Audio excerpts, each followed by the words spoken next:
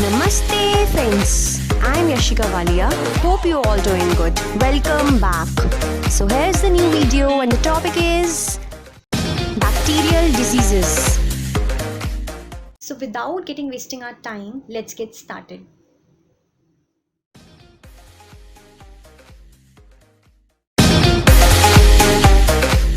So pneumonia.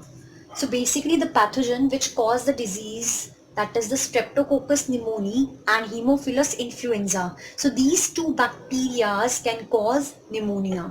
So the mode of transmission, कैसे mode होगा, कैसे ट्रांसमिशन होगा. सो जो भी हेल्दी पर्सन होता है उसको ये बैक्टीरियल इन्फेक्शन कैसे होता है, जैसे ही इन्फेक्टेड पर्सन के जो भी ड्रॉपलेट्स हैं, ओके, जैसे वो स्नीज करता है या वो खांसता है तो उस टाइम जो भी उसके ड्रॉपलेट्स रिलीज होते हैं, तो जब वो हेल्दी पर्सन इनहेल कर लेता है सो उसको ये बैक्टीरियल इन्फेक्शन हो जाता है. और इवन ये शेयरिंग यूटेंसिल्स से एंड ग्लासेस से भी एक इन्फेक्टेड पर्सन से हेल्दी पर्सन में ट्रांसमिट हो सकता है. Okay, symptoms of pneumonia. So basically in pneumonia infection कहाँ होता है? Infection occur in the alveoli of the lungs. Alveoli जो होती है लंग्स के, वहाँ पर इन्फेक्शन होता है, जिसकी वजह से क्या होता है, एल्विलाई के अंदर फ्लूइड फिल्ड हो जाता है एंड उस फ्लूइड की वजह से क्या होता है, बहुत सीवियर प्रॉब्लम हो जाती है रेस्पिरेशन में. सो एक्सलेशन और इनहेलेशन में बहुत सीवियर प्रॉब्लम्स होती हैं, सांस लेने में दिक्कत हो जाती है. So what are the symptoms? So fever होगा, चिल्स, ठंडक, कपकपी छूटेगी, कफ हो जाएगा, हेडेक हो जाएगा and in severe cases lips और फिंगर नेल्स जो होते हैं वो grey to bluish in colour हो जाते हैं. So this is all about the pneumonia. First we want to talk about typhoid, that is the enteric fever.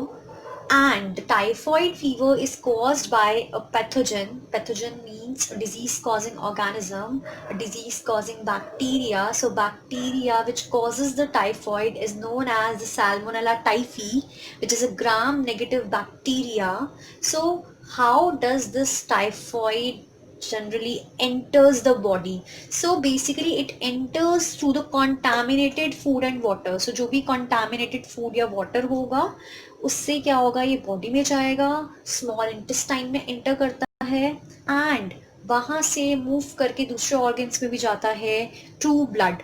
Okay, सो जो test जो है, जो भी टाइफॉइड को डिटेक्ट करने में हेल्प करता है, so that test is the Widal test. So Widal test के थ्रू हम कंफर्म कर सकते हैं whether the person is having the typhoid fever or not. So the symptoms of typhoid fever is the sustained high fever. So sustained high fever रहेगा, लगातार high fever रहेगा, 39 to 40 degree Celsius temperature रहेगा body का. Body में weakness हो जाएगी, patient को headache होगा, स्टमक पेन होगा, कॉन्स्टिपेशन होंगे, लॉस ऑफ एपेटाइट, मतलब कि वेट लॉस होना शुरू हो जाएगा. एंड सीवियर केसेस में क्या होगा, जब केस बहुत ज़्यादा बिगड़ जाएगा, जब बहुत ज़्यादा हाई लेवल ऑफ बैक्टीरिया हो जाएंगे बॉडी में, तो उस केस में इंटेस्टाइन परफोरेशन हो जाएंगे. परफोरेशन का मतलब है इंटेस्टाइन में छेद होना शुरू हो जाएंगे एंड इवन डेथ भी हो सकती है सीवियर केसेस में. So diphtheria. So basically it is caused by a Corynebacterium diphtheri. So basically this bacteria causes the disease known as diphtheria and it usually affects, this bacteria usually affect children up to 5 years of age. So जितने भी बच्चे 5 साल से कम के हैं, 5 साल तक के बच्चे हैं, उन्हें ही ज़्यादा चांसेस होते हैं डिप्थीरिया होने के लिए. ये स्टार्ट कैसे होता है, पहले गले में दर्द होना शुरू हो जाता है, चिल्स विथ माइल्ड फीवर, ठंडी लगनी शुरू हो जाती है थोड़े फीवर के साथ, समटाइम्स वॉमिटिंग होती है, हेडेक होता है.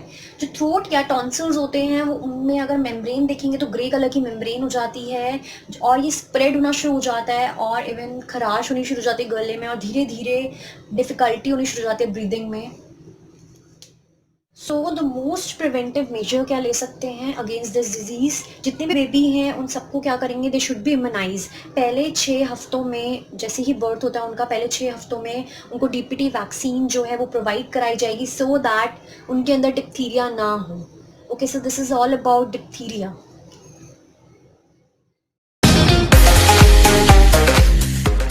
So cholera basically it is a bacterial disease which is caused by bacteria known as Vibrio cholerae.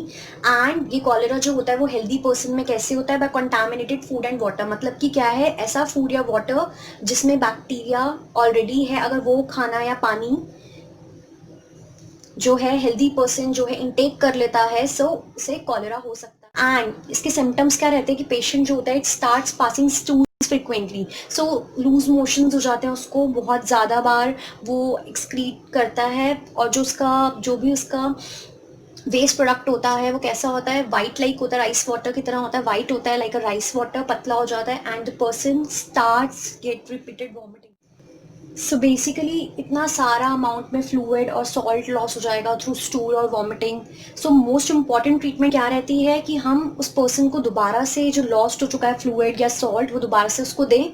सो हम क्या करते हैं, ओरल रिहाइड्रेशन थेरेपी देते हैं। व्हाट डज दिस मीन कि हम उसको मुंह के थ्रू वापस से ऐसा पानी देते हैं जिसमें सॉल्ट मिला के देते हैं, सो उसको बोलते हैं ओरल रिहाइड्रेशन थेरेपी। सो पानी के अंदर नमक, चीनी, नींबू ये सब मिला के देते हैं, सो दैट जो बॉडी के अंदर लॉस्ट इलेक्ट्रोलाइट्स हैं, लॉस्ट फ्लूइड है, वो वापस से आ जाए।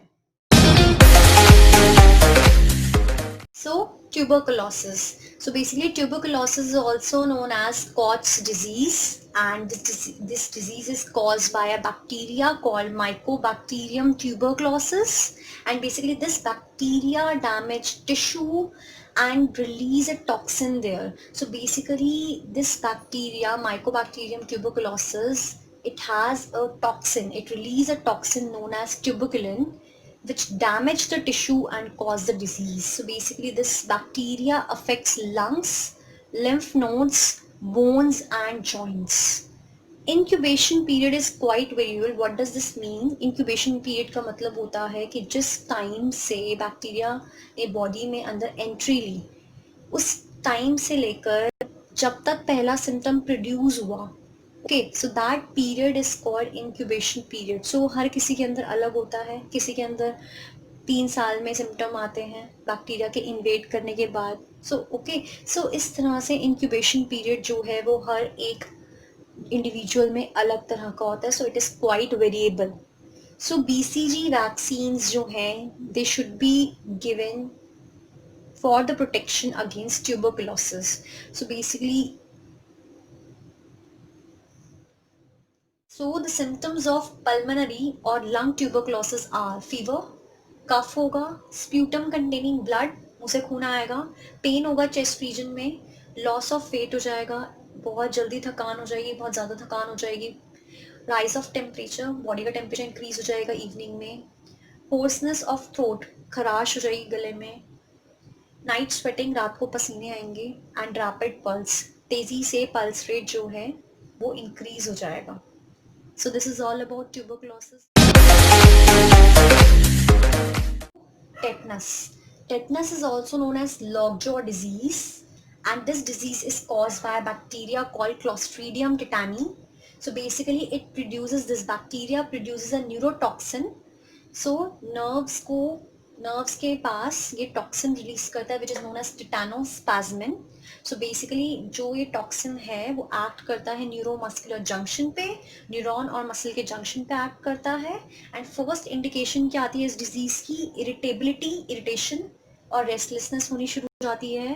पर्सन को नेक जो है अकड़ जाती है, स्टिफ हो जाती है, and there is difficulty in swallowing and chewing, and जो भी पर्सन है उसको निगलने में और चबाने में बहुत प्रॉब्लम आती है। सब्सिक्वेंटली क्या होना शुरू हो जाएगा, बेसिकली यहाँ पर धीरे धीरे क्या होना शुरू हो जाएगा, स्पैज़म होना शुरू हो जाएगा मसल का, जॉस की और फेस की। तो जॉ और फेस की मसल में स्पैज़म होना शुरू हो जाएगा। स्पैज़म का मतलब है इरेगुलर कॉन्ट्रैक्शंस होनी शुरू हो जाएंगी।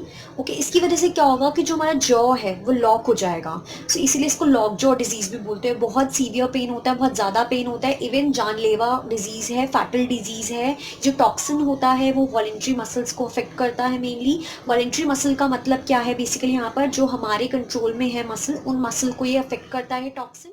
सो basically this bacteria lives in the intestine of horses. So ये बैक्टीरिया रहता कहाँ पर है, हॉर्सेस के इंटेस्टाइन में रहता है, दूसरे एनिमल्स के इंटेस्टाइन में रहता है, विदाउट डूइंग एनी हार्म। सो बिना हार्म किए उन्हें उनकी बॉडी में सर्वाइव करता है। Anti tetanus serum that is ATS injections जो है वो दिए जाते हैं in the case of injury.